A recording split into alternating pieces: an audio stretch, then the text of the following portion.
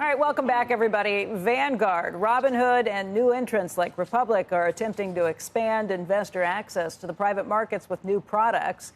And joining us right now is another player in this space, Ben Miller. He's the CEO and co-founder of Fundrise. He launched the Fundrise Innovation Fund back in 2022, offering both accredited and non-accredited investors access to 22 private companies, including names like OpenAI, Anduril, and Anthropic. And Ben, I want to thank you for coming in today.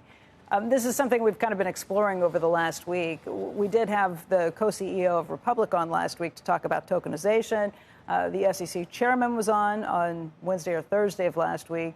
Explain how what you do is different than Republic, because you've basically said Republic may be flouting some of the laws with what they're doing. I mean, it couldn't be more different. But so our approach is we went in the front door with the SEC. We said we need to democratize investing and created the first registered venture fund. So our venture fund is SEC registered. Anyone can invest in it. And then our fund invests in private tech companies like Ramp, Databricks, Canva, like any other venture fund. Because the problem is that these private tech companies need to focus on innovating. They can't deal with democratizing investing or crypto. And so we made it really simple for them. We're one investor on their cap table. We're just like any other venture fund, except for our capital comes from the public. And so there's underlying ownership stake for everything that the public is buying into in your fund, which is a little like the tokenization, except for it's not a token. This is actual ownership through a fund that's been registered with the SEC. Do the companies like this? Do they have problems with this? And I ask only because OpenAI has not been very fond of what Robinhood is doing in Europe with access to its European investors. Yeah, I mean, when we write a check into the company, like we're on the cap table, like we're just like any other venture fund. What the crypto tokenization is doing is totally different. I mean, it makes no sense to me, honestly, because what you're doing is you're taking something that's inherently a long-term investment and making it something you can trade 24/7. And that basically is not how you innovate. If you think about what a private tech company is doing, they have setbacks, they have drama. The last thing they want to have happen is their stock just plummets overnight in the crypto exchange. Are your investors locked up for a period of time? So our fund is quarterly liquidity. So it's an evergreen fund. I mean, the way to think about it is this is the battle happening in the public markets. Right now, there's this conflict between day trading, speculating, betting, and long-term passive investing.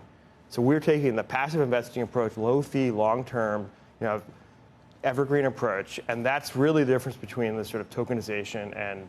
Can I ask you just a broader philosophical question? Mm-hmm. Okay, so we have private companies, we have public companies. Right. The real distinction more than anything else is a disclosure story, right? And we've created rules in this country so that we say private companies are private because they don't have the same disclosure requirements that public companies do. Yet, public investors, retail investors, have access, it sounds like, to your fund. Mm-hmm. Increasingly, some of the big mutual funds, by the way, have access to some of these private companies inside, wrapped up. So BlackRock and Vanguard and others have actual access to some of these things. And yet you can't buy them directly. And the question is why. The question is whether we should be changing the rules completely so that folks can actually get real access to these things or not. If they do, should they have the same rules on top of them as the private companies effectively making everybody public? If you could rewrite the rules in a sensible way, what would they be? Yeah, I mean, the challenges over the last 20 years, companies don't want to go public anymore because the public markets have changed so much. It's become much more of a casino. Right. And so these private companies, they need to focus on staying private, focus on innovating. I mean, OpenAI is just changing the world, right? So on the other hand, like if you look at Mag 7, if Mag 7 had not been public, if they'd been private companies, the total return for the last 15 years in the S&P 500 would have been 5% a year.